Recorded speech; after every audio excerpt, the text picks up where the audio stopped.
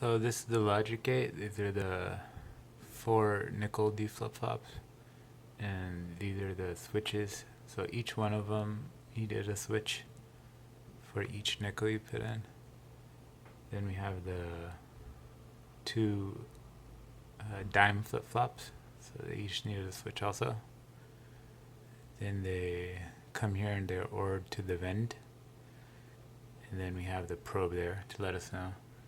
And then we have a delay here. So I put the vend back into the presets up here.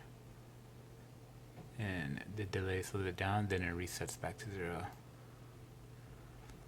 Then we have the logic gates and our 7-segment displays in the BCD. So I'll give you an example.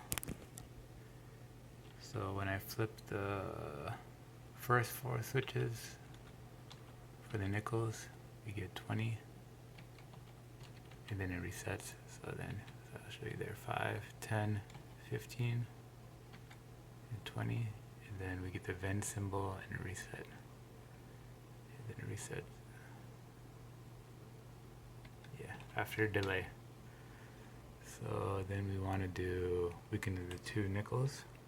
So we'll flip both of those. We get the vend symbol, and we'll reset really fast, but I can do it again. So 10 and 20. Then it resets. Those are those 2. So we could have 10 cents and then 3 5 cents. That'll give us 10 and 25. So I'll do it again. So we have 10 cents, and then the 3 5 cents added will give us 25. Then we'll reset to 0.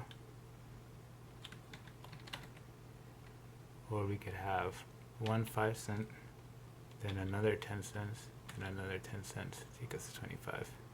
And we get the vend also.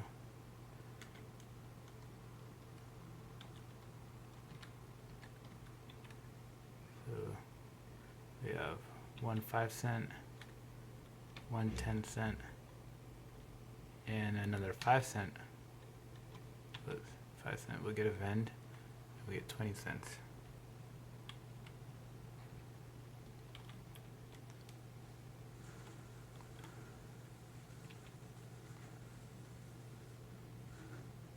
Then it resets. But if we only have, say, 5 cents, we don't have a vend, so it won't reset. But if we go up to 10, we add another 15, and we go to 20, we'll get the vend symbol, and then we'll get the reset. So I think that's the